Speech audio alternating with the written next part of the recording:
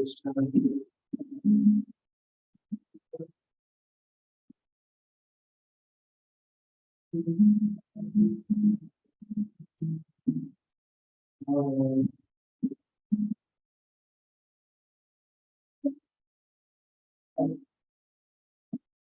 it version? This one? Chapter 13.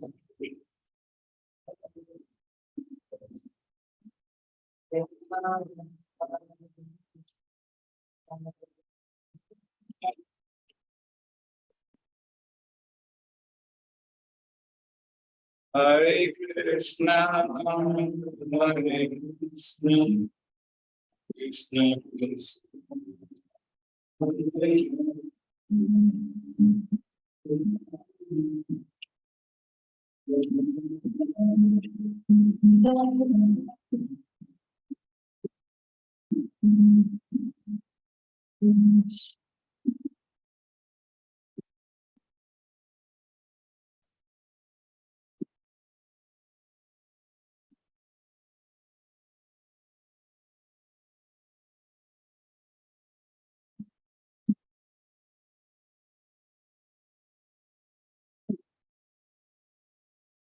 Krishna, Hare Krishna, Krishna Krishna, Hare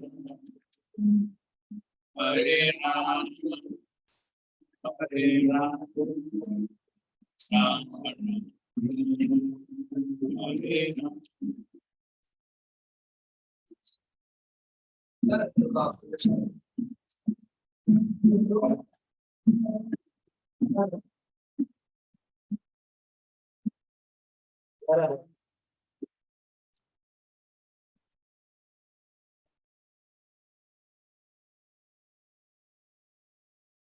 Hare Krishna, Hare Krishna, Krishna Krishna, Hare Hare, Hare Rama, Hare Rama, Rama Rama, Hare Hare.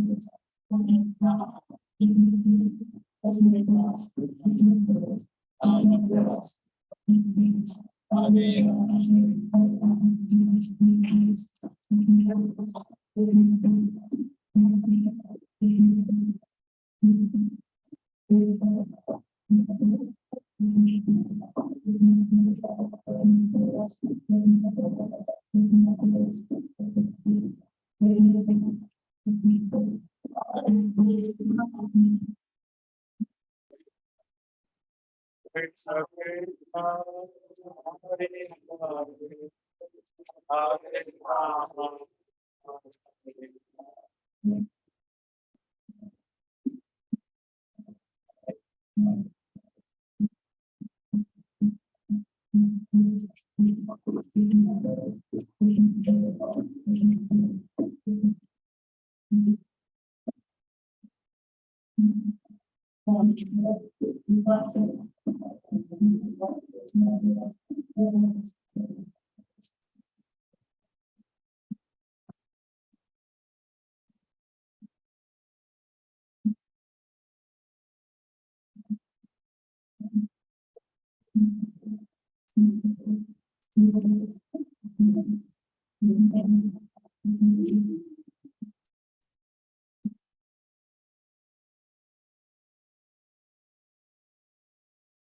Prabhupada ki jai. Om Jnanatimirandasya Jnananjanashlakaya Chakshurunmilitam Yena Tasmai Shri Gurave Namaha.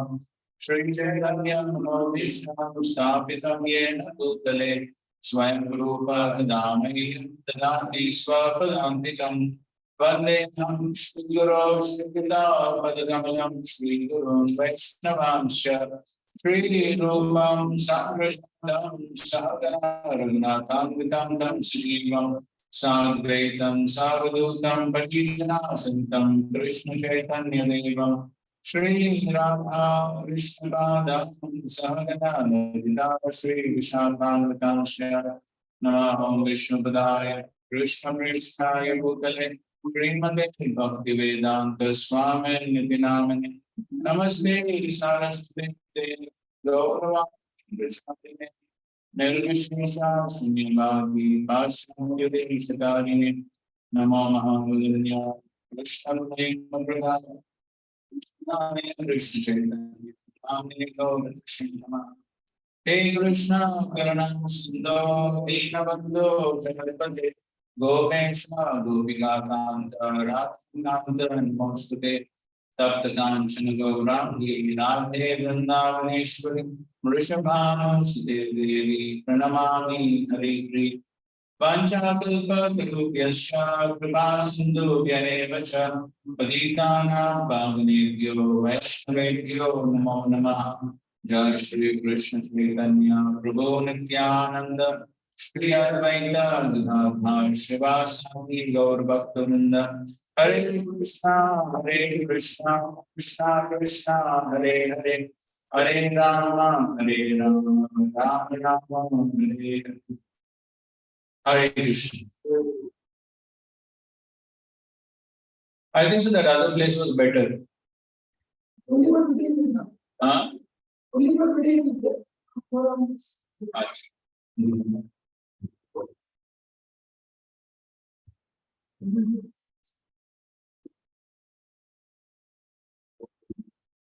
Yeah, there is too much choice of place.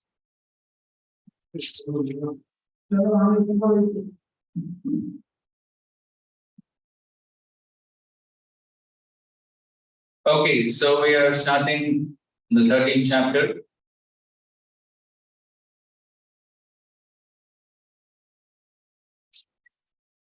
Nature, the enjoyer in consciousness.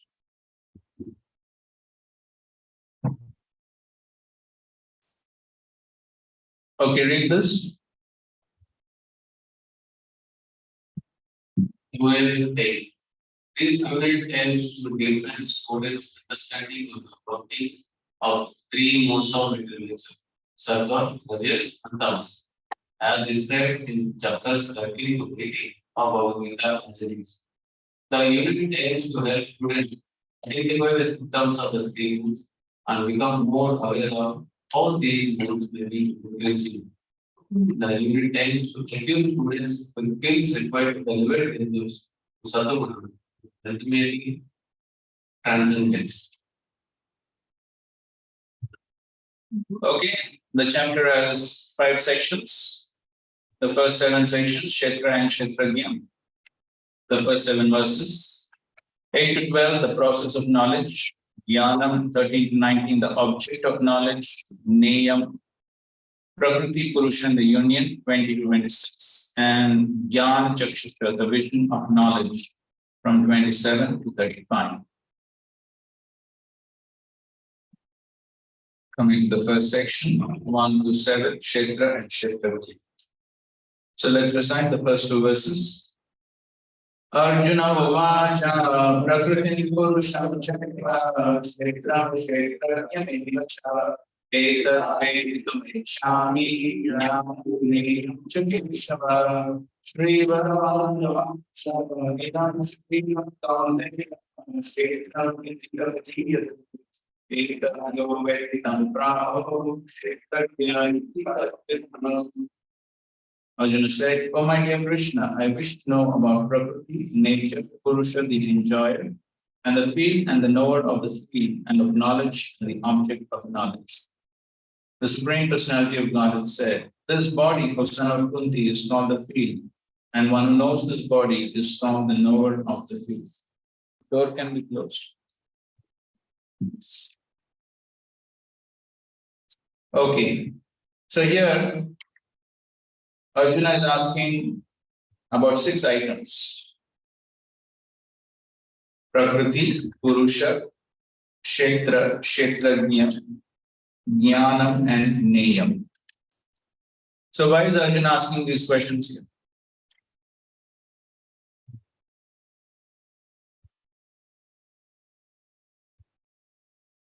Any thoughts? What is the connection between the previous chapter and this chapter?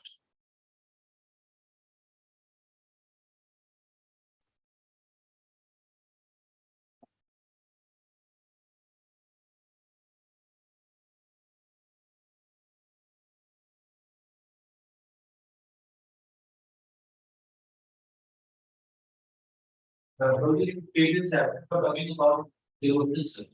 Maybe now wanted to be effective to apply that information. The how the next how to to try those seriously. Okay, possible. Any other thoughts?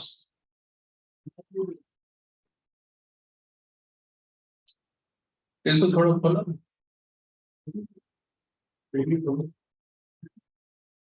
हाँ क्या नहीं दिखता है दिख रहा है ना ठीक हाँ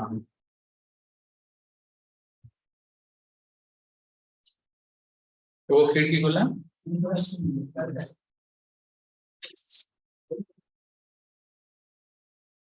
mode of goodness.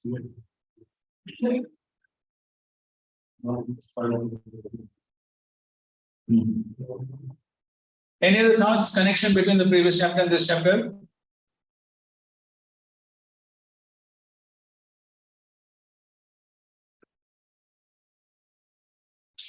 Okay.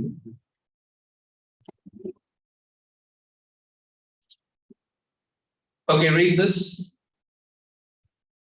Let me offer my respects to the Lord's Bhakti, which by its mercy resides within Jnana and other processes in a small degree, in order to bring out success, those processes. In the last 6 chapters of Gita, Jnana mixed with Bhakti is delineated. Within these 6 chapters, Kevala Bhakti also is shown indirectly to be supreme. In the 5th chapter, the body where Jiva, Paramatma reside, practice of Jnana, the Jiva, Prakriti reside. In the middle 6 chapters, it was mentioned that by Kevala Bhakti, one attains Lord, Bhagavan, and 3 other methods of worship, starting with worship of oneself, where they describe liberation arising from Jnana mixed with Bhakti, practiced by followers of Islam Karma Yoga and the process of Jnana, were briefly described in the first 6 chapters. The third 6 chapters explains this Jnana in detail by first examining the field, knower of the field, process of knowledge, and object of knowledge. Okay.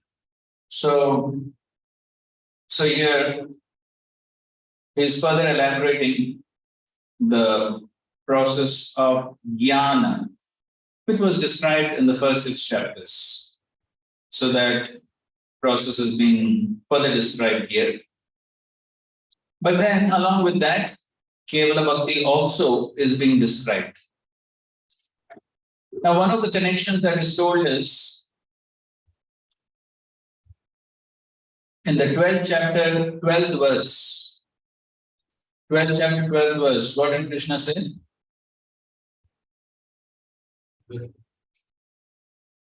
Dekho?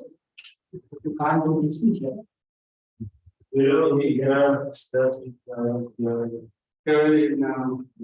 Uh, So Arjuna is taking a humble position. So Arjuna is thinking, I am not qualified for direct Shuddha Bhakti, Kevala Bhakti. So therefore, let me take to the process of jnana, or let me try to elevate myself gradually. So therefore, in order to understand jnana, and the basic goal of the process of jnana is liberation. So this entire section is especially speaking about liberation. Liberation means getting free from the entanglement of the three modes. That is the main goal of the jnanis. And so that is what essentially Krishna is speaking about. How to become free from the influence of the three modes. That's the main topic.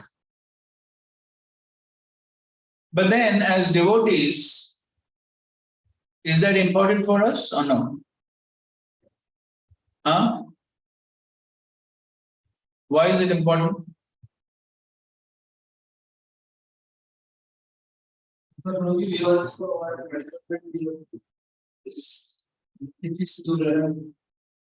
Say one thing. Somebody else, why is it important for us? Or if you say it is not important, we'll close it. So, why is it important?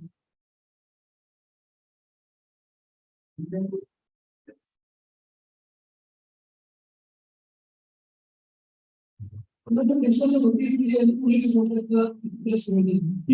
So to understand what is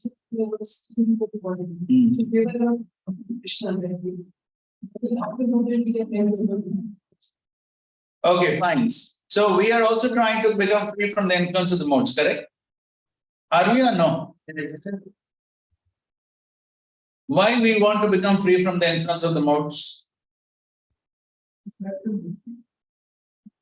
So because, as Srila Prabhupada said very often, the famous example that ultimately we are trying to achieve which platform? The transcendental platform, Shuddha Sattva. But to come to that transcendental platform, what is most conducive? At least the mode of goodness. So therefore, in order to understand how to come to the mode of goodness and then later transcend the modes is important.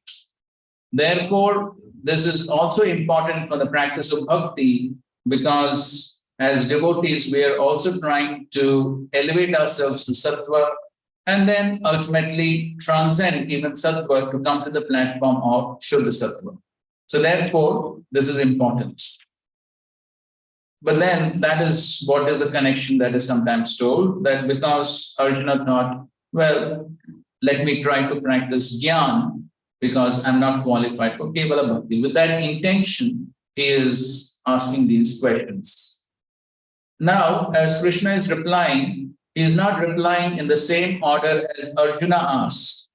So Arjuna asked first about Prakriti Purusha, but Krishna first begins to reply, speaking about Kshetra, Kshetrajna.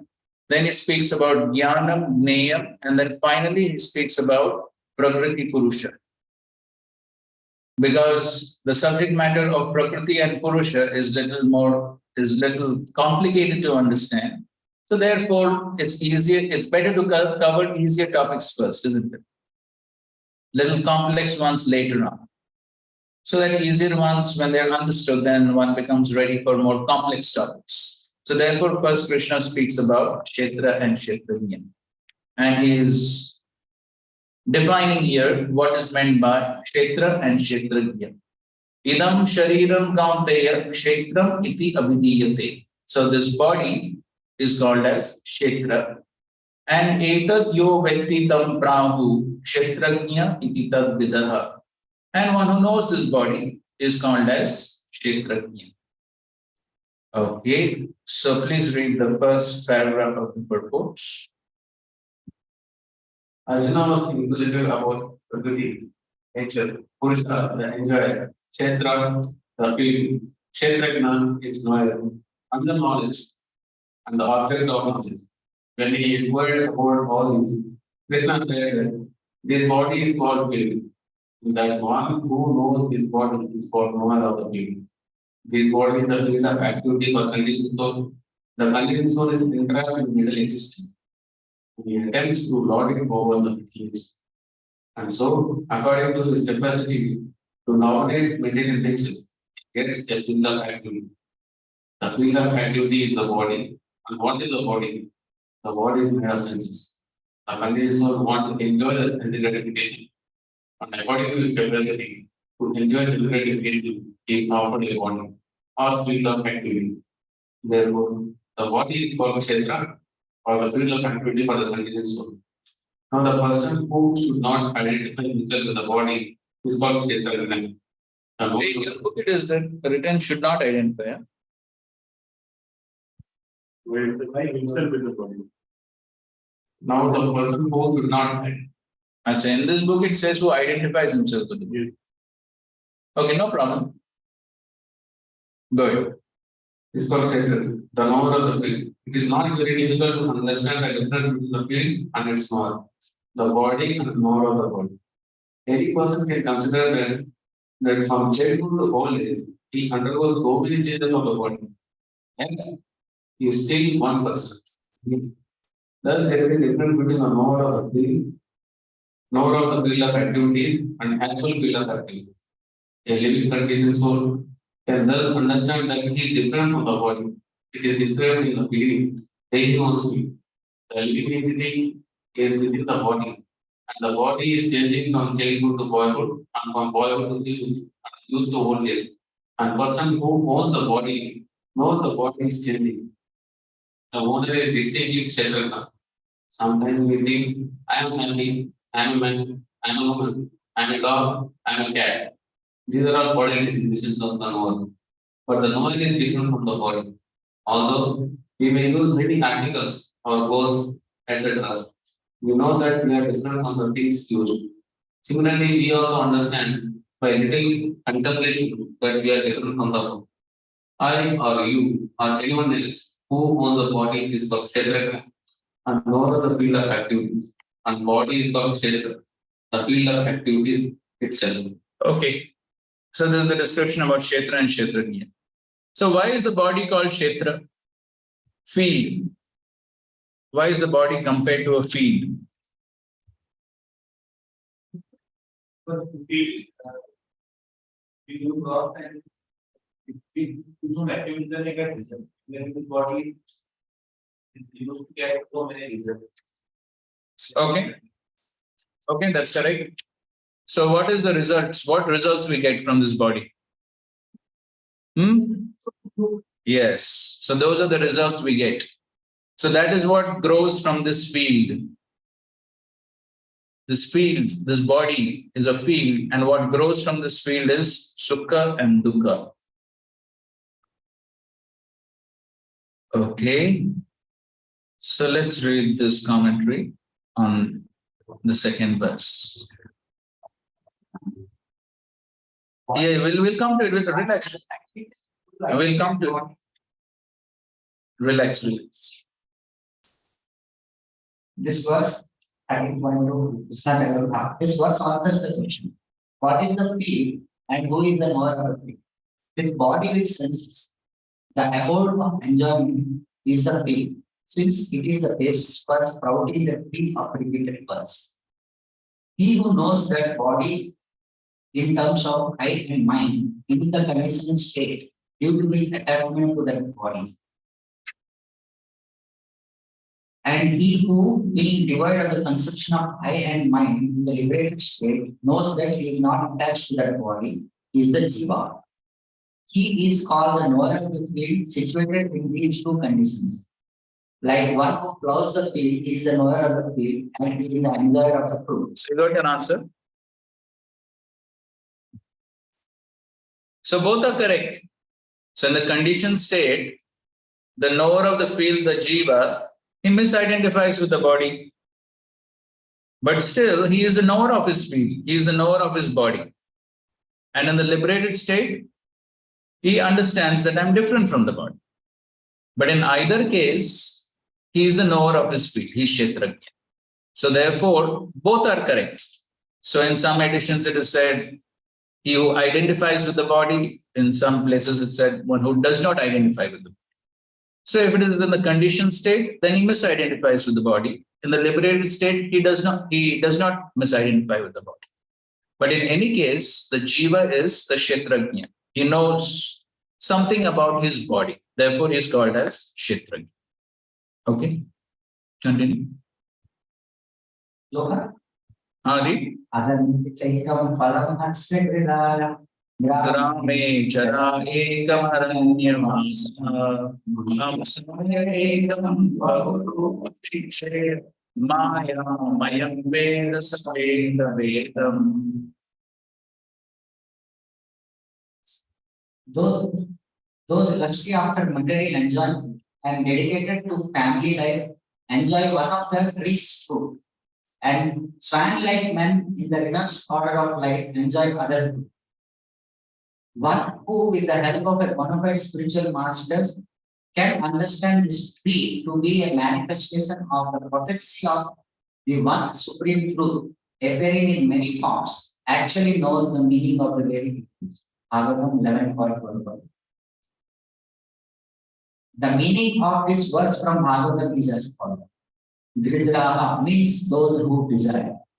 Those who have desire and who move in society, the conditioned jivas, eat one fruit of the tree called distress. Because the tree has the ability to generate distress, even with its ripened fruits of fruit. The swans which live in the forest, the liberated jivas eat another fruit called happiness, because the tree has the ability to generate happiness in the form of fruits. Thus, the one tree of samsara has many forms, since it has the capacity to let one attain health, swarga, and liberation. It is called Maya Mayam, made of Maya, because it is generated from the Lord's Maya's. He who knows this tree with the help of the worshipable Gurus, knows the Vedas. Okay, so one can use this body either to get distress or happiness. So that's what he's talking about. So the jiva can eat one fruit of the tree called distress, and for the liberated jivas, they eat the other fruit that is called happiness. And it all depends on what activities one performs in this field. So depending upon what activities one performs, one will get different results. Okay, now let's see some quotes of Srila Prabhupada. Usaid, you read?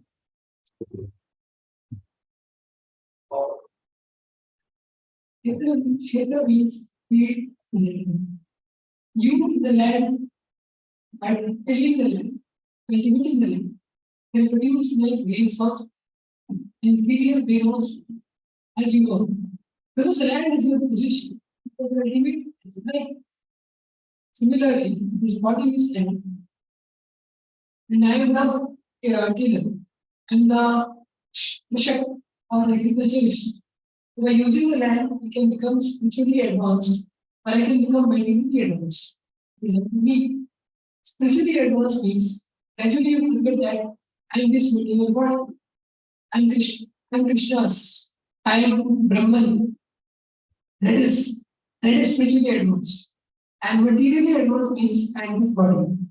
I'm American, I'm Indian, I'm Shastri.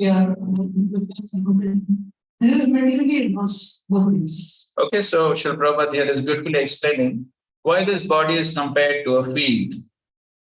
So just like one can till the fields, cultivate the field, and produce grains. So it depends on the one who's cultivating the field, what type of grains he's going to get. So you can cultivate as you like. So similarly, with this body, one can perform different activities and can become either materially advanced or spiritually advanced. So it is up to us how we want to use this body. And the results will be based on those activities. So therefore, this body is compared to kshetra, it is compared to a field. So the fruits or the grains that one gets from the field depends upon what seeds we sow in the field, then one will get that type of grains. As the English saying goes, as you sow, so shall you reap. So there's no need to blame anybody else for the fruits one gets in the form of distress and happiness.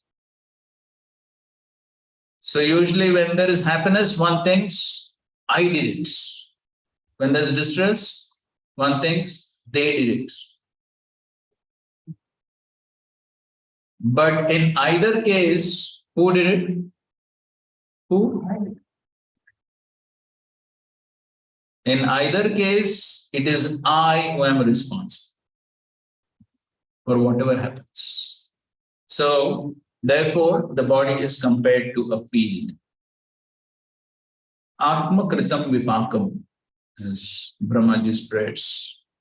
So ultimately, even the distress that comes is due to my own activities. One cannot blame someone else for what one is getting.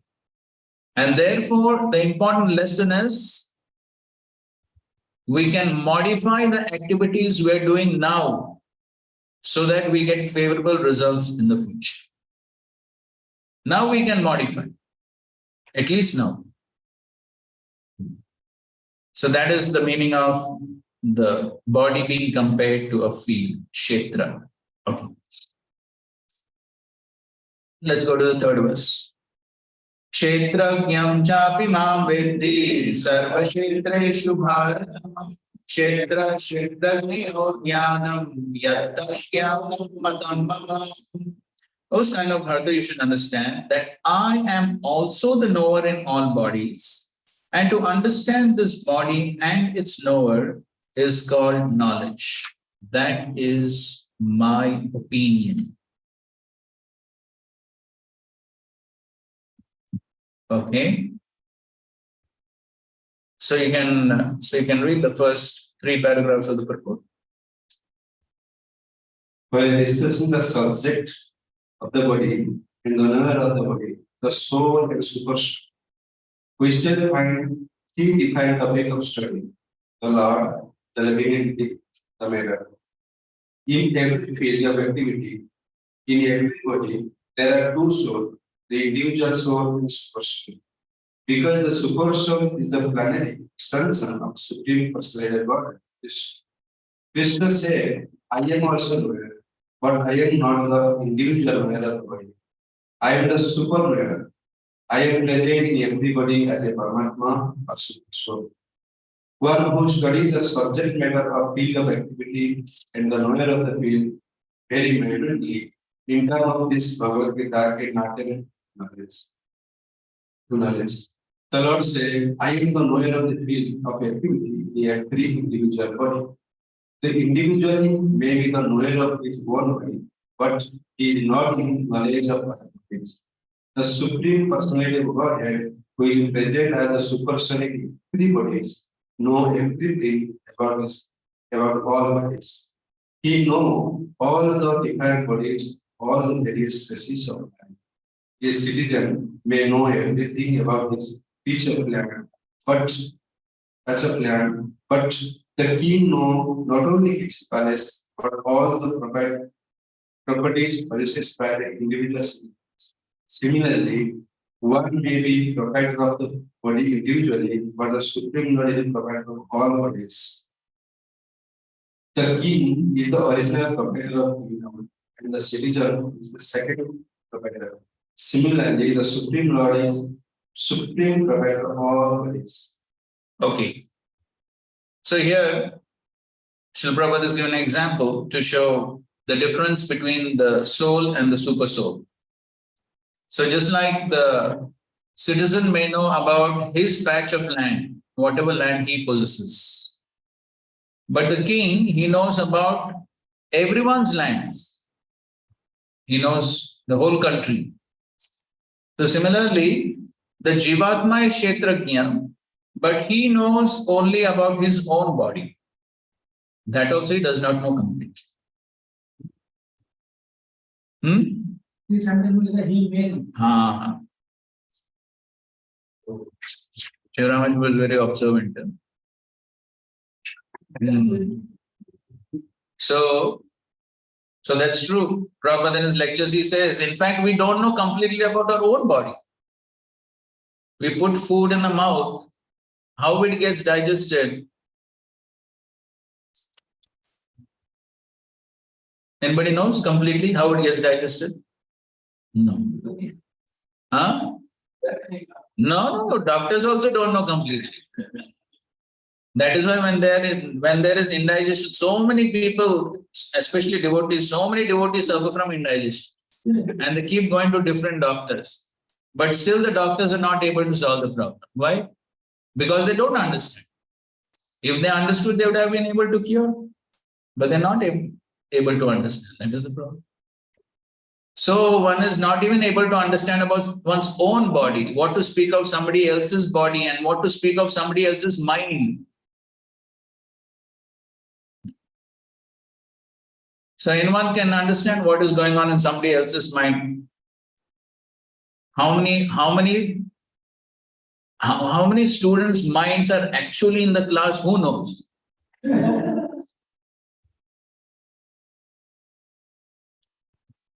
Nobody knows. We only hope that they are here. So no one can understand somebody else's body, somebody else's mind. But one person definitely knows. Who's that? Superstar. He knows everything. Who is thinking what, whose mind is where, everything he knows. You cannot cheat the Paramatma. You can cheat the whole world, but you cannot cheat the Paramatma. So therefore, if one has this realization, then he will be very careful.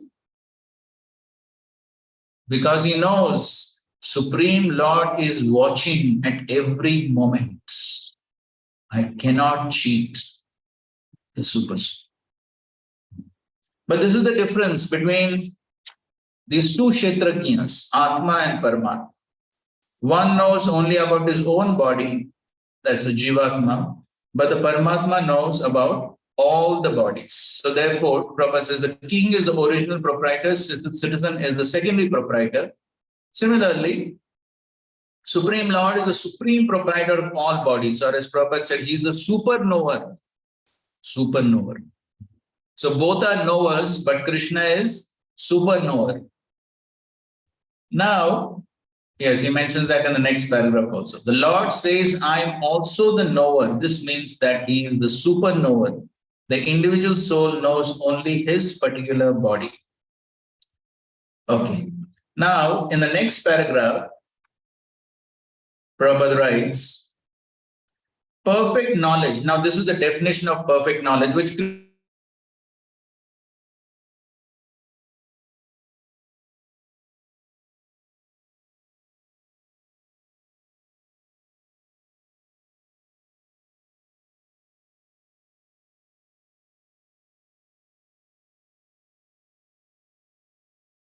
body, the constitution of the individual soul, and the constitution of the super soul is known in terms of Vedic literature as jnana.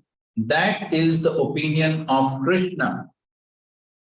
Okay, so what is the definition of jnana or knowledge? To know about the body, the soul, and the super soul. Kshetra, kshetrajña. So this is jnana.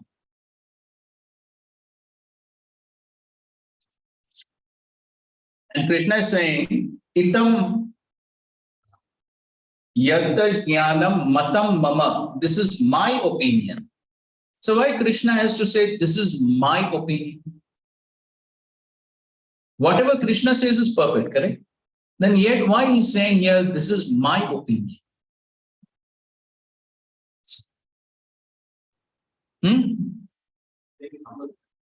Okay, he's taking humble position. Okay. Many other philosophies. Mic de do unko. Some people they don't talk about super only. Talk about material side yoga. Okay. Do not talk about Okay. So His opinion. Acha, just like other philosophers give their opinion, Krishna is also giving his opinion. Okay, okay. Any other thoughts? What should Ramesh Prabhu say? Krishna is giving his opinion, you give your opinion also. Yes, Amit. She does not want to tell Julian's people. It's like he dies. So he was, I feel it is. Okay, possible.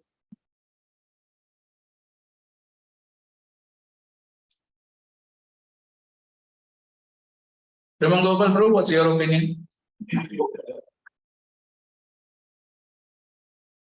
I give the mic to him.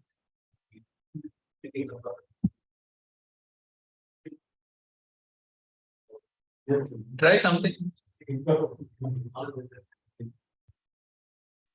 Krishna wants to establish that every time we should say, need that you both things. Yes, that's a good point. So when the mic is given, automatically comes in. Okay, so the point is that, as we will see in the further verses also, Krishna wants to establish this system of gaining knowledge. And whatever knowledge one gains is always confirmed by three authorities. What are they? Yes, Guru, Sadhu, Shastri. So here Krishna is taking the role of Guru. And in the further verses, we will see that he establishes that one needs to also take the opinion of Sadhu and Shastri. That is why here Krishna is saying, this is my opinion. And so only one who has perfect knowledge of the material body, the soul, and the super soul is actually said to be knowledge. Therefore, there are some lectures Prabhupada says, there are so many people claiming to be in knowledge, so many academic degrees, BTech, MTech, PhD, so many degrees may be there. But unless one understands this, unless one understands but body, soul, and super soul, he is in ignorance, cannot be said to be in real knowledge. Okay. Now, one who does not understand the field of activity and the knower of activity is not in perfect knowledge. One has to understand the position of Prakriti, nature, Purusha, the enjoyer of nature, and Ishvara, the knower who dominates or controls nature and the individual soul. One should not confuse the three in their different capacities. One should not confuse the painter, the painting, and the easel. So here is giving one analogy to describe the relationship between Prakriti, Jiva, and Ishvara. And he's comparing them to painter, painting, and the easel. Easel means the canvas on which they paint. The stand with the canvas. So that is called as the easel. So which is compared to what in this analogy?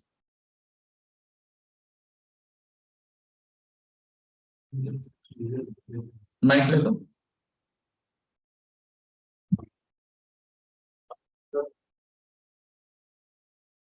It is Krishna. Painter is Ishvara.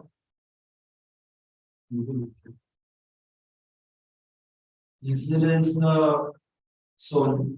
Easel is. Easel is the body. Mhm. Nature and the painting. Okay, so is it a wild guess or you have some logic behind it? What? Yes. Okay, it's a guess. It may be a guess, but now you try to logically explain it.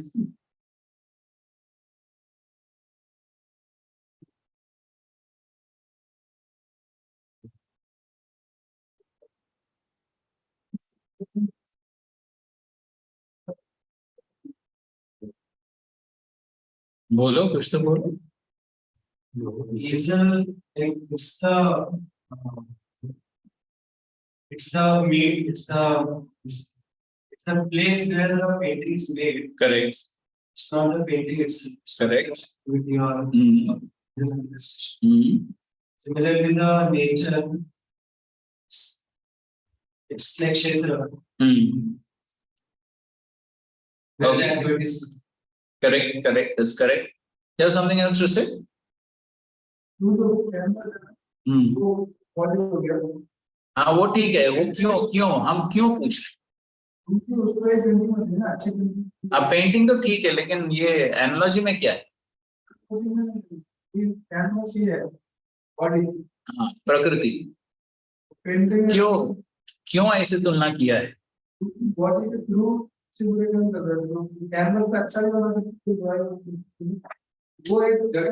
हाँ ठीक है, ठीक है, हाँ हाँ ठीक है। और जीवा क्या है?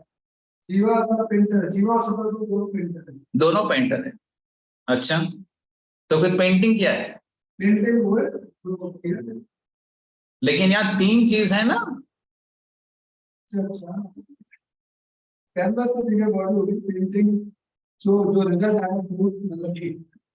हाँ ठीक है, okay okay, your understand is quite good. इसमें जो नीचे फील्ड ऑफ एक्टिविटी हाँ और जो पेंटर है जीवा हाँ, और जो पेंटिंग है that is fruit of activity. अभी ईश्वर कहाँ है फिर?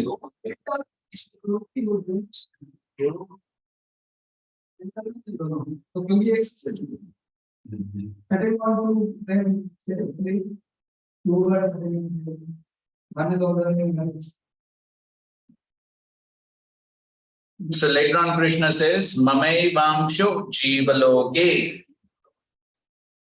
So therefore, the Ishvara gives rise to the Jiva, just like the painter gives rise to the painting. So the painter is the Ishvara, the painting is the Jiva, and the Jiva performs his various activities in Prakriti. So the easel is compared to Prakriti. Okay. So this material world, which is the field of activities, is nature, and the enjoyer of nature is the living entity, and above them both is the supreme controller, the personality of Godheads. That's the explanation, and that is the explanation given. Prabhupada himself is giving. क्यों match नहीं होता है? सब match होता है. So here Prabhupada is explaining material world, which is the field of activities, is nature. So the field of activities is the easel, and the enjoyer of nature is the living entity. So that is the painting. The painting is there in Prakriti, correct? So that is where the Jiva enjoys. And above them both is the supreme controller, that's the personality of God, and that is the Ishwar. Okay, fine. So now, okay, read the last paragraph. In this chapter, it will also explain that out of the two knowers, one is fallible, the other is infallible. One is superior and the other is subordinate. One understands the two knowers of the field to one. The same contradicts the supreme personality of God, who states here very clearly, I am also the knower of the field of activity. One who misunderstands the role to be a servant is not in knowledge. There are different kinds of bodies. They are different owners of the bodies. Because each individual soul has individual capacity for God, the government teacher, there are different bodies. But the supreme also is present in them as a control. The word cha is significant, for it indicates the total number of bodies. That is the opinion of the Bhakti with the Vamshi. Krishna is the super soul present in each living body apart from the individual soul. And Krishna explicitly says here that real knowledge is to know that the super soul, the controller of both, field of activities and the finite. Okay, so here Krishna is very clearly saying, Kshetragyam cha api mam vidhi sarvashitrishu bharata. So cha is important because it indicates that there is one more Kshetragya. There are two Kshetrajñas. So here Krishna himself is very clearly stating that there are two distinct separate Kshetrajñas. So one is the Jivatma, other is the Parma. So therefore the word cha is important. But then many think, no, both are same. But there is a difference between the two. One is fallible, the other is infallible, one is superior, the other is subordinate.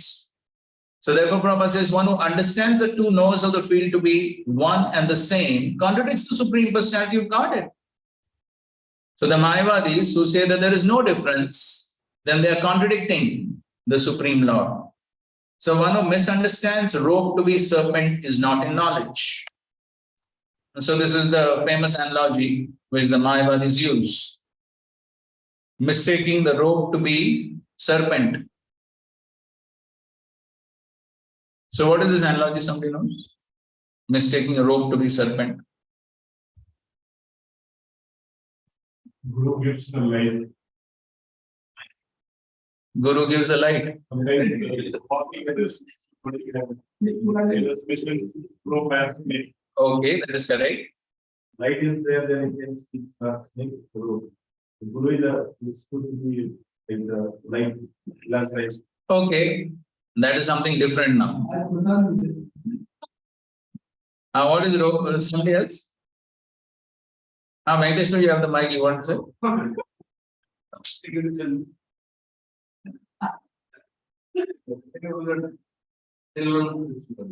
Material world and spiritual world. What happened to them?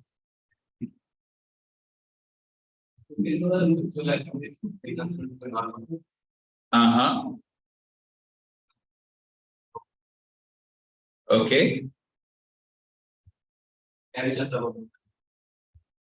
Okay. Okay. Fine. Mayavadis said that snake rope is considered this snake illusion. So where we can consider this is here. That is not snake.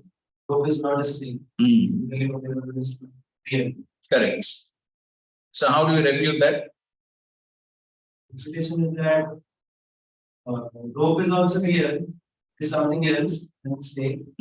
So where the reality is there. World is also here. Correct. Correct. Then what's the illusion? Considering world to be here.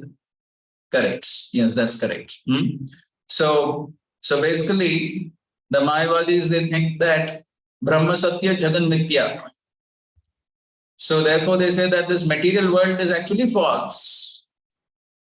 Mithya, it is false. But one is imagining it to be true, just like one imagines a serpent to be a snake, which is not a fact. So that is what is their theory. That is what is their understanding, and they use this analogy for that. But the fact is that just like rope is also true, snake is also true. But mistaking one to be the other is the illusion. So similarly, the material world is not false. It is true. But thinking it to be ultimately meant for one's enjoyment, that is false. That is the illusion. Okay. So therefore, here Krishna is very clearly stating that both the Kshetrajñas, both the fields, both the knowers of the field are distinct and different, and one cannot think that both are the same. So therefore, we find Srila Prabhupada and Acharyas were very heavy against the Mayavad philosophy, where one thinks that there is no difference between the soul and the super soul. So that is a great offense, to think that both are the same.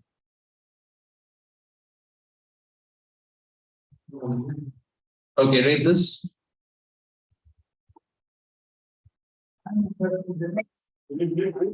You have the mic there?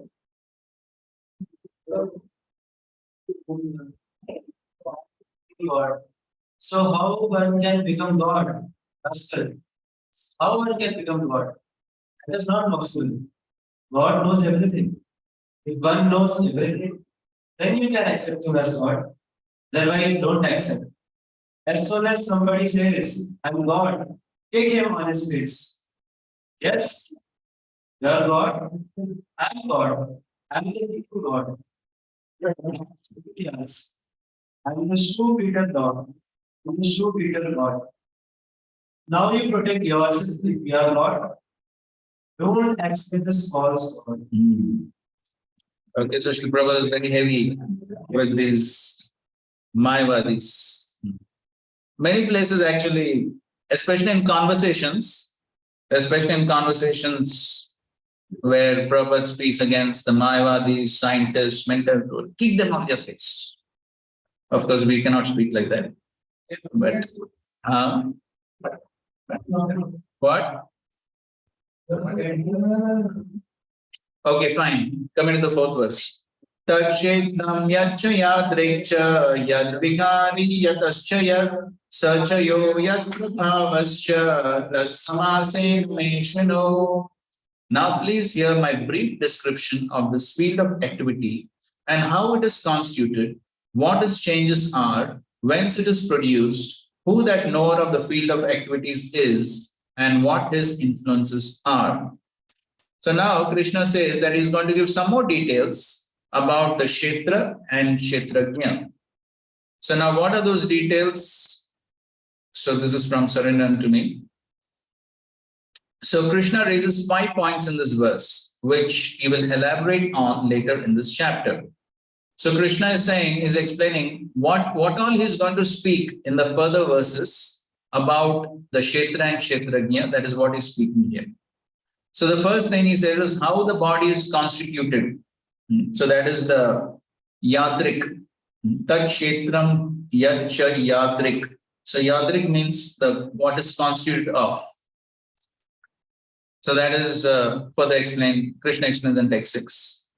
Then what changes the body undergoes? That is vikari, yad vikari. What changes? So that is explained in text 7 and 20. Then how, when, and where the body is produced. So that is cha yat, yatas cha yat. So within that yatas cha yat. So yata means from which. So that he is expanding over here, how, when, and where the body is produced. But the answers are in text 6, 21 and 22. Then the identity of the knower of the field of activities. That is the yat. The previous was yata, from which, how, when, and where the body is produced. Then yat, cha yat. So the yat, or in the word to word, you can see what. Or again, sa cha yaha, who. So that is the identity of the knower of the field of activities. Who is the knower of the field of activities? And then finally, prabhava. Yat prabhava. So the influence of the knower. So these are the 5 things that Krishna is going to elaborate on in the further verses. So although Krishna will discuss these 5 points and address the remaining topics from text 2, he says he will explain them only in brief because they are limitless topics. However, should Arjuna wish to know them in greater detail, Krishna next tells Arjuna where to find them. Okay, so therefore he says samasena. Samasena means in summary. In brief, I will describe these 5 things in the further verses. Text 5. Rishibir Bahuda Geetam Chandobir Vividhai Prata Brahma Sutra Padai Shaiva Hetumadbir Vinishchite. That knowledge of the field of activities and of the knower of activities is described by various sages in various Vedic writings. It is especially presented in Vedanta Sutra with all reasoning as to cause and effect. Okay, so in the previous verse, Krishna said, I'm only going to describe in summary, samasena. So if Arjuna were to ask, where can I get the details? So here Krishna is explaining where to get the details.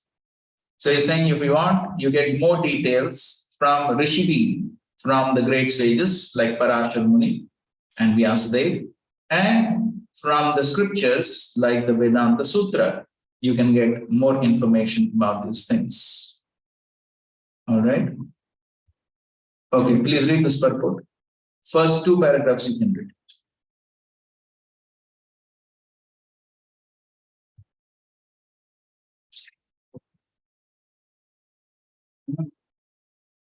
The Supreme Personality of Godhead Krishna is the highest authority in explaining this knowledge. Still, as a matter of course, learned scholars and standard authorities always give evidence from previous authorities. Krishna is explaining this most controversial point regarding the duality and non-duality of the soul and the super soul by referring to the scriptures, the Vedanta, which is accepted as authority. First he says, this is according to different sages. As far as sages are concerned, besides himself, Vyasdeva, the author of the Vedanta Sutra, is a great sage, and the Vedanta Sutra duality is explained. And Vyasdev's father Parasara is also a great sage. He writes in his books of religiosity, Aham Tvam Cha Tatyamati. We,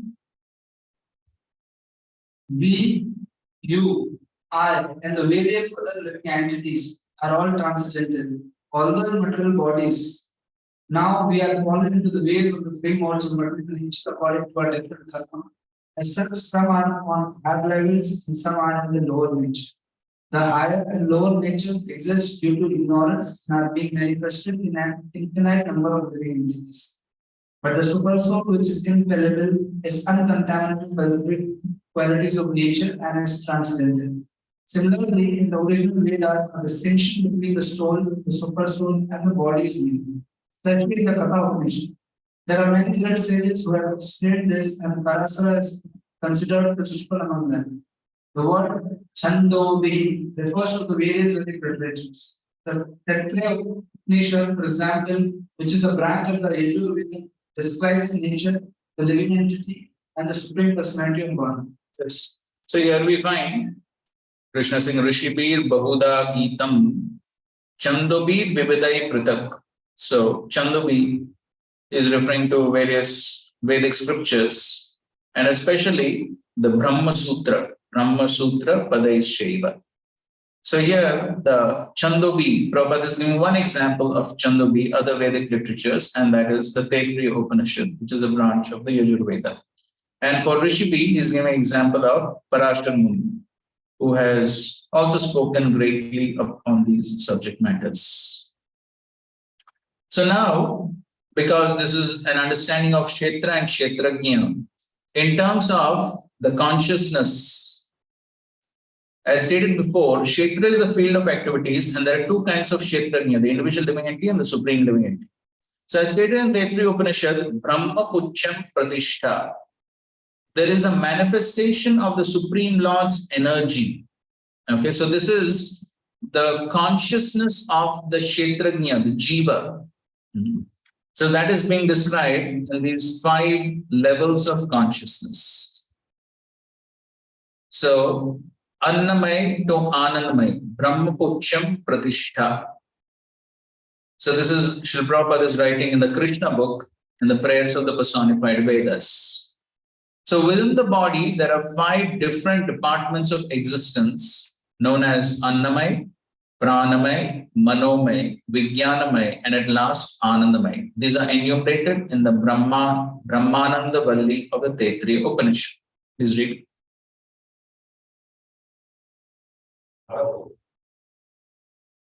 At the beginning of life, every living entity is full conscious. A child or an animal is satisfied only by getting nice food. This stage of consciousness in which the goal is to eat sumptuously is called Annamay. Pranamay. After this, one lives the consciousness of being alive. If one can continue his life without being attacked or destroyed, one thinks it's attacked. This stage is called Pranamaya or consciousness of one's existence. Manomaya.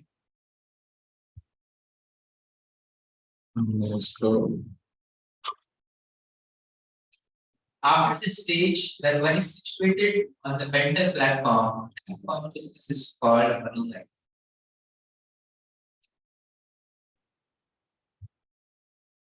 Continue. The mental civilization is primarily situated in this three stages: Annamaya, Pranamaya, and Manomaya. The first concern of civilized person is economic development. The next concern is defense against being annihilated. The next consciousness is mental speculation, philosophical approach to the value of life. Vijnana.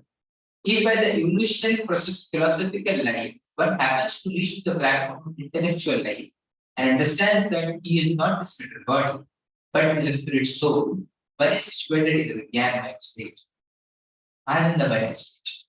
Then the evolution of spiritual life he comes to understand the Supreme God or the Supreme Soul. And one develops his relationship with him and executes devotional service, that stage of life is called Krishna consciousness, Anandamaya stage. So this is from Krishna book, The Praise of the Personified Vedas. So this is the different realizations which the Jivatma has about the Supreme Lord. As you can see in the Bhagavad Gita, purport, Prabhupada says, there's a manifestation of the Supreme Lord's energy known as Annamaya, dependence upon food for existence. This is a materialistic realization of the Supreme. Then in Pranamaya, after realizing the Supreme Absolute Truth in food, one can realize the Absolute Truth in the living symptoms or life forms. In Jnanamaya, realization extends beyond the living symptoms to the point of thinking, feeling, and willing. Then there is Brahman realization called Vijnanamaya, in which the living entity's mind and the life symptoms are distinguished from the living entity himself. And the next in the supreme stage is Anandamaya, realization of the all blissful nature. Thus, there are 5 stages of Brahman realization, which are called Brahma Puja. And out of these, the first 3, Annamaya, Pranamaya, and Jnanamaya, involve the field of activities of the living entities. And transcendental to all these field of activities is the Supreme Lord, who is called Anand. Okay, so these are different stages of realization of the Supreme by the Jivatma.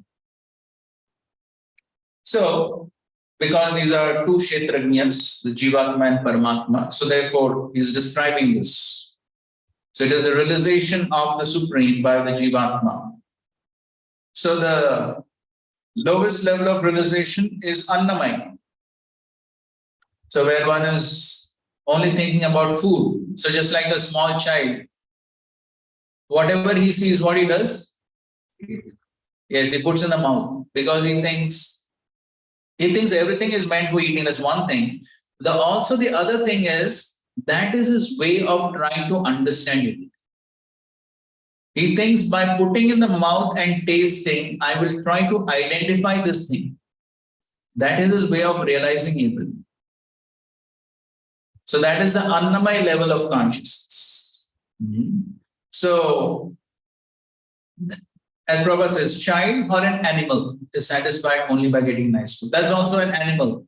So an animal also, Prabhupada gives the example, just like you put grass in front of the goat. The goat never thinks, should I eat? Should I not eat? Is it the right time to eat? Does the goat think? No. The moment you put grass, what will happen? So you have heard that story, na? It's an Akbar Birbal story. So Akbar tells that, can someone make this goat not eat grass? Pratik Prabhu is shaking his head. Give the mic to him. So, the announces that whoever makes the goat not eat the grass will be getting the award. So many people try, but the goat is always, even if it is full in his stomach, it still eats the grass again and again. So, but one partner was intelligent. So what he did was, The minister. okay, the minister, what he did was, he did not feed the goat. Instead, he stood with a stick in front of the goat and gave the grass and kept the grass in front of the goat. Soon as goat touches the grass, he will beat her like so. And on the Okay, fine. like that. Okay, so the goat got conditioned. So what was the conditioning the goat got? Eating grass means beating. So therefore, he renounced eating the grass. Not because he became self-controlled, but then because he understood that along with eating comes feeding. So the point is that's animal consciousness. So the animal is only thinking about eating. The animal does not think anything beyond that. So this stage of consciousness in which the goal is to eat. As the saying goes, do we live to eat or eat to live? Huh? As of now, we live to eat. Okay. Thank you for being honest. So, but the point is that that is a very low level of consciousness. Annamay Kosh. Then Pranamay is one is realizing the supreme in prana or the living symptoms. If one can continue his life without being attacked or destroyed, one thinks himself happy. This is called as Pranamay. So Prabhupada gives the example, just like even a small ant. You see the small ant moving, and as soon as you put your finger in front of the ant, what does the ant do? Yes, changes the course of movement because the ant wants to save itself. So even for the ant, the prana is very important. So that's pranamaya.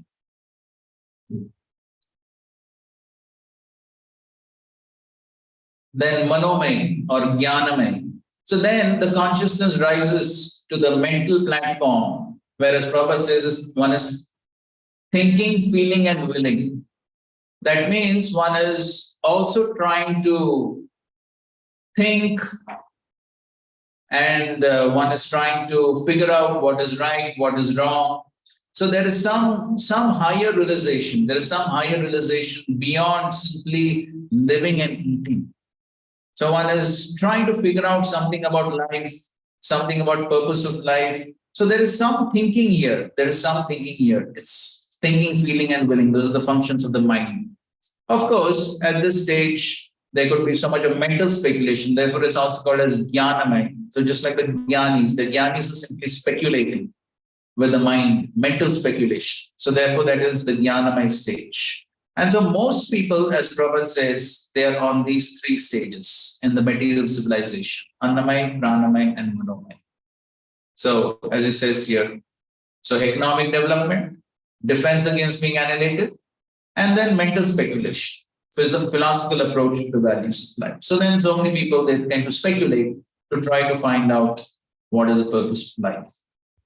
But then beyond that, then higher realization is when one understands that beyond the body and the mind, there is also Brahman. There is also the supreme Brahman. There is the absolute truth beyond just this body and mind.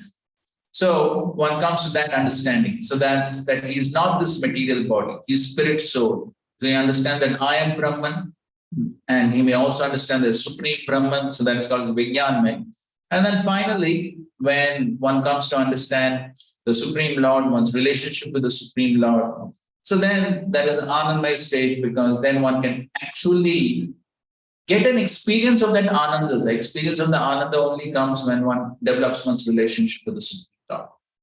And so, because this is the subject matter of Kshetrajña, so therefore, Prabhupada and the Acharyas are talking about this, because this also relates to the realization of the Supreme by the Jivatma, who is one Kshetrajña. The Supreme is another Kshetrajña.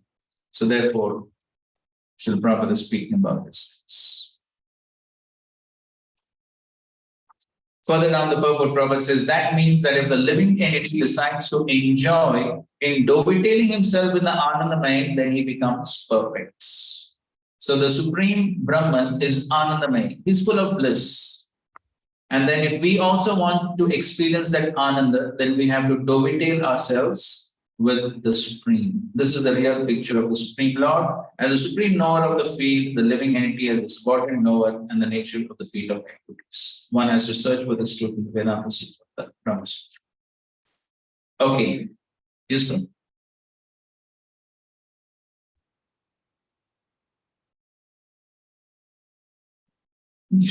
But in this shloka, like Krishna is referring to the series that without this, so technically, understand what I have understood. Krishna was there, like in the hand of Kalita, and the scriptures came later. Yeah, because although the molecule there in the form of sound was not compiled, at least seems correct also. How to understand this? Okay, so you're asking how to understand where were the scriptures that time? The scriptures are eternal. The Vedas, the Vedanta Sutras, they're eternal. They only came in a written form at the beginning of Kali Yuga, Vyasdev. So otherwise the scriptures are always there. So therefore, Krishna is giving reference to them. It is not that Vyasdev, he wrote them originally. No. The Vedas are coming from the breathing of the Supreme Lord. So the Vedas are eternal knowledge. Knowledge is eternal. But it's only that they've come in the written form at the beginning of Kali. Otherwise, knowledge. The Vedic writings, these No. See, if you see the verse itself, Prabhupada is translating as writings for us to understand. Otherwise, we will think, where are these scriptures? So, therefore, he is saying writings. But then the verse itself, in the word to word, if you see, Prabhupada is translating Chandovi as Vedic hymns.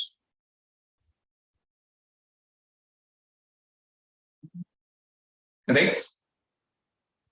So yes, so that's originally, they're simply hymns, mantras, which are passed down from our gurus. Okay, so this here very clearly we see Krishna referring to Sadhu and Shastra. And Prabhupada, when he spoke on this verse, he very often used this verse to establish the Siddhanta that how one needs to refer to Guru, Sadhu, and Shastra. So therefore, we're doing a small exercise here.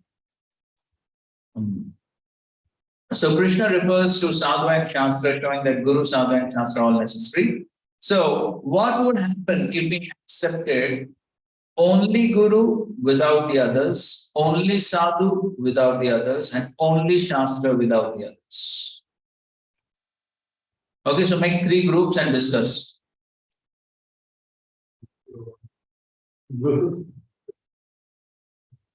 Okay, here 4. मैंने 4 नहीं आएगा 3 करो 3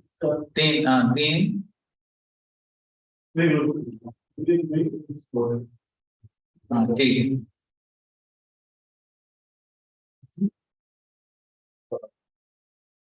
Okay, so this is only Guru, Hare Krishna, only Guru, only Sadhu, only Shastra.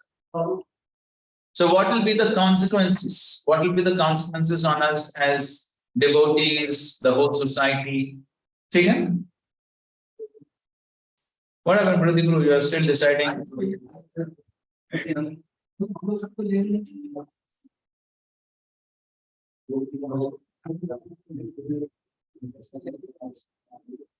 So make a list of all the effects.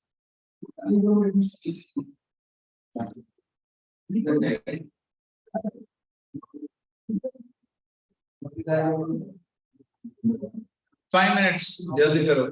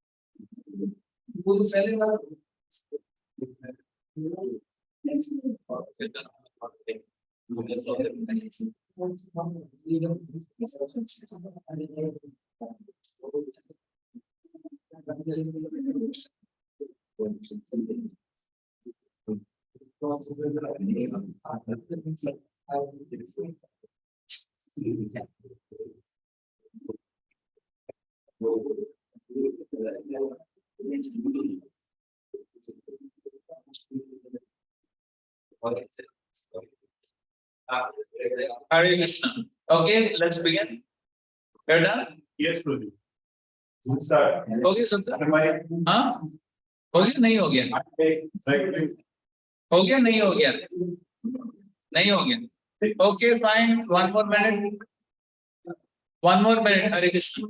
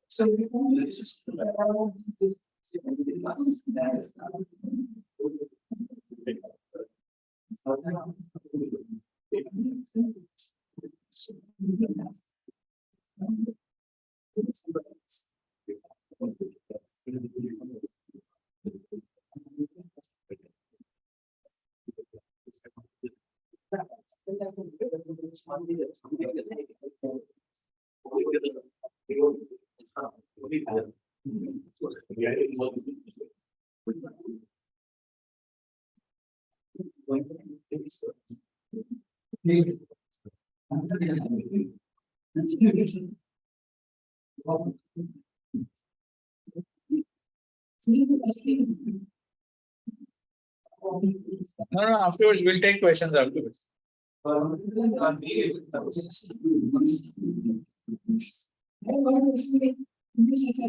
Yours is only Guru, no?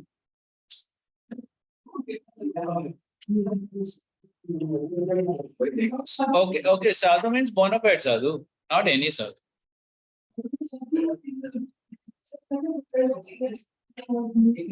No, everyone. Yeah.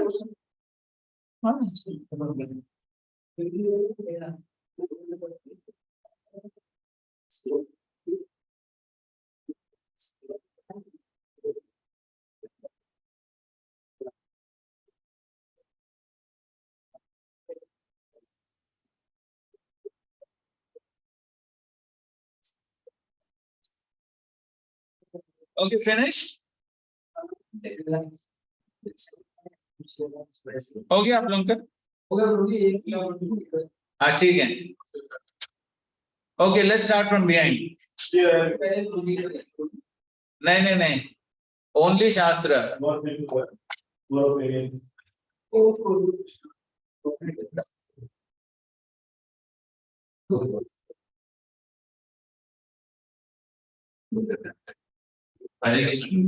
Hare Krishna, please pay attention. Haribol, Chandan Brew and Company. Shastra present various things at a different level, and it requires situational things, timeless circumstances, how to apply this change, ethics, where practicality. I think Shastras doesn't give. So Guru and Sadhu plays that role. Just like Prabhupada, there are very strict principles for harmonize. But Shastra, but how did Prabhupada apply those things? So, Okay, so basically Shastras may be there, but application of Shastra requires guidance. That's the point. Okay. Any other point? and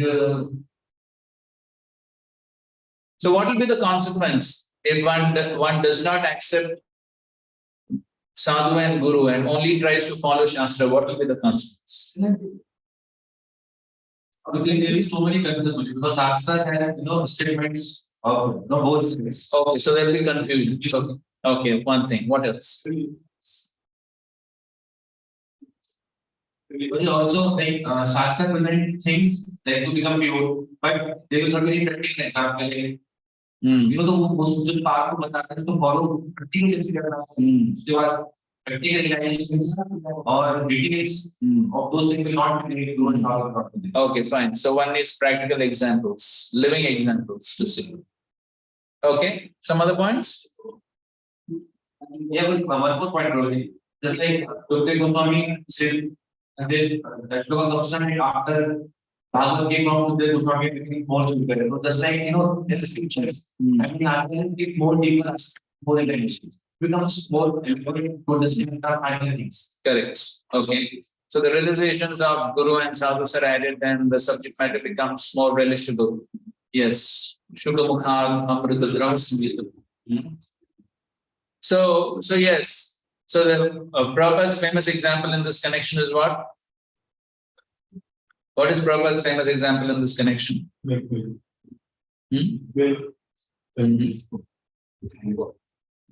Only Shastras don't help.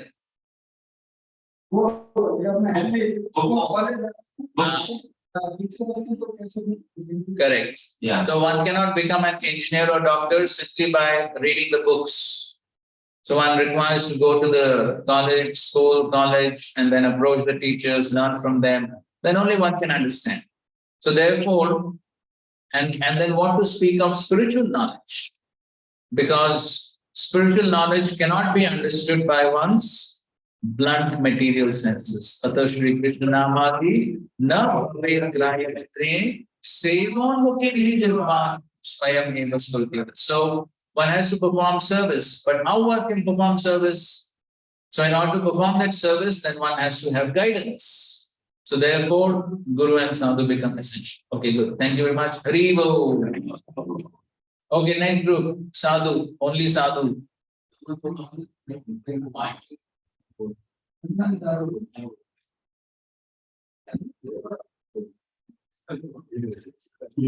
Yes.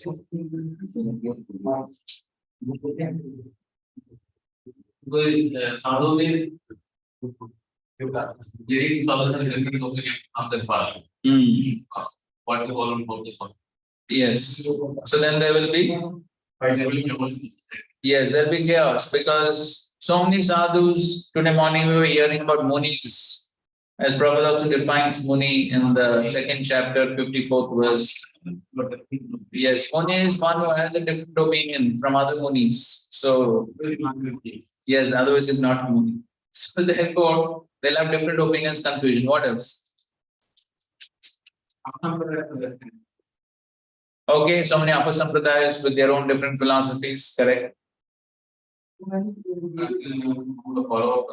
Yes, confusion amongst the followers.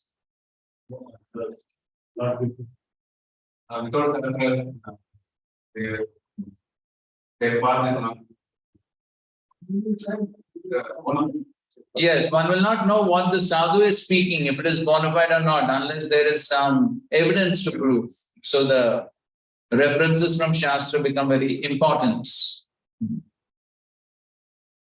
Okay, fine. Yes, so many sadhus could be there. Sadhus may have different opinions and all that. There's another very important point. There's one very important point which you didn't say. What is another very important point? If one has only sadhus, but no guru, isn't good. Okay, they propound their own system, own philosophy, correct? People will not make spiritual philosophy Why? because they are not in parampara, they are not being connected to God. Okay, that's one possibility. Okay, that's possibility. Yes, there will be no accountability to any one person. So one will say, okay, I'm following sadhus, okay, whoever is convenient for me, I'll follow him. So then there will not be any accountability, no check and balance system, one will just be whimsical. So therefore, then one cannot make progress. So that also does not work. Okay, only Guru.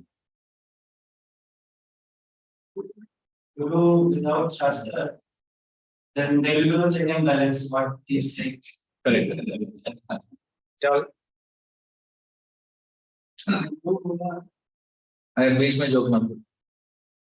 And if there is no sadhus, there are no sadhus, then you will get only one perspective that the Guru is having. You will not be any variety of looking at the same point. Okay. Variety of angles of vision. The sadhus, like But then what is the problem? Okay, even if there's no variety, but then if the Guru is bona fide, it's fine. Na? He'll give the proper understanding. What is it? his instruction might be correct, but it may not be practical as per the situation. And this, Then how is a Guru in the first place? yeah, that's what like the Guru may become like the position of Guru might also might only become impractical. He will follow the Shastra, but there will be no one to question. There is no check and balance system. Yes, there's no check and balance system. So whether the Guru is bona fide or not, how will one check in the first place? So one can know one is a bona fide Guru only when one checks from the Shastra and other sadhus. Then only one will know. What else? What other consequences could be there? The sadhus provide a system following the what Guru is instructing. So the system will not be there. Proper facilities will not be there. Yeah, so one requires association of other sadhus. So that helps, that facilitates one's practicing the devotional path or whichever path. Yes. Yes, without the association, then the Shastra is also required for one to check what the Guru is saying, and then also to explore other different aspects of the philosophy. Shastra is required. So therefore, the all three are very important: Guru, Sadhu, and Shastra. So any one of them missing will not be a healthy situation to progress in the devotional path. So therefore, all three are required. And to establish this, Krishna himself, even though he is Supreme Lord, he does not require the others. He is the source of all others. He is the source of Shastra. All sadhus become sadhus only because they're following him, they're following Shastra. He does not require any check and balance system. But still, to set the standard that how this check and balance system is required, Krishna himself is following the system just to set an example. So therefore, we saw in the previous verse also, he said, Matam Mamam. And he says that in quite a few places, we will see later on the 18th chapter also. So he says that it's according to my opinion. So he also follows the system of giving credibility to other sadhus and following Shastra. So the system has been established for the Lord himself. And so it's important for us also to follow that system. Otherwise, we find, yes, there's every scope of being fanatics, and then there are a lot of problems within the society. Okay, fine. So we'll stop here and we'll continue in our next class at 3 o'clock, correct? Okay, same place? Okay, fine. Thank you very much. Srila Prabhupada ki jai, Srila Gita ki jai, Srila Gaur Bhakta Vrinda ki jai. Hare Krishna, Krishna Krishna, Hare Hare, Hare Rama, Hare Rama, Rama Rama, Hare Hare.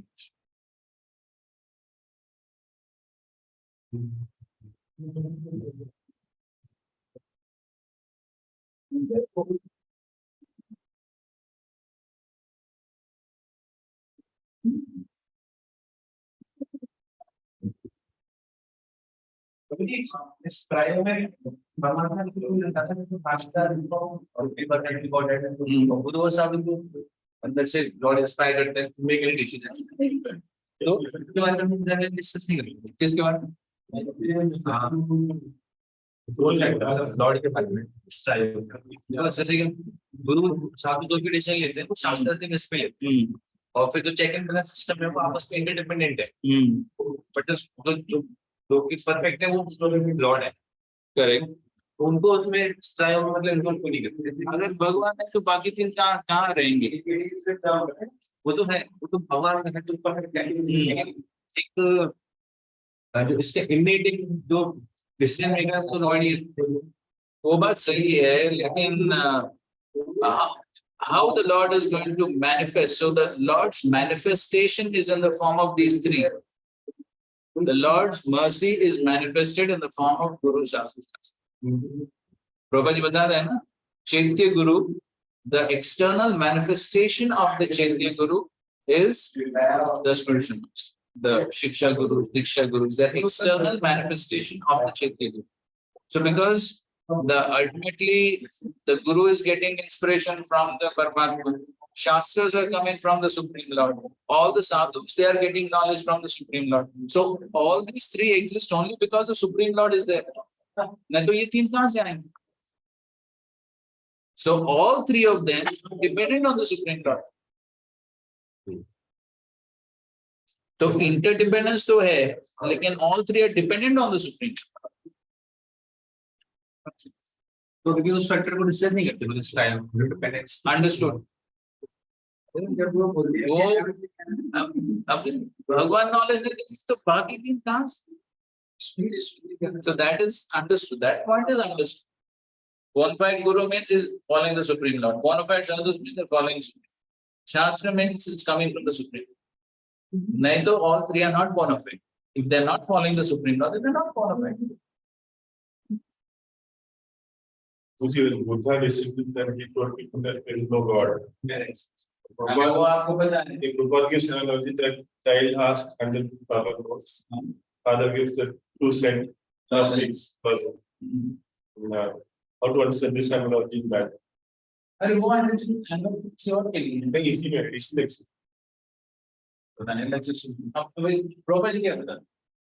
मुझे समझ में नहीं आया. Kyunki Prabhupada usually gives that analogy for saying that the Lord does not require anything, but when the small child he gives, he takes money from the father and he gives, the Lord is pleased. Usually he gives an example for that. ठीक है मैं देखूं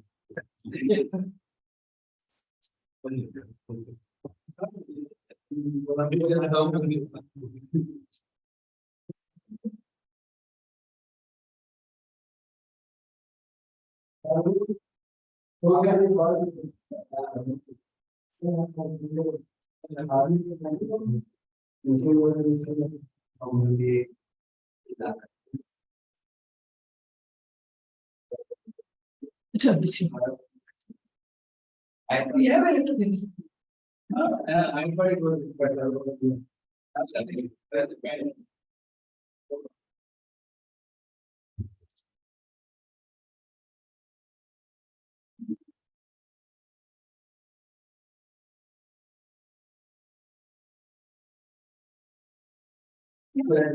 Second,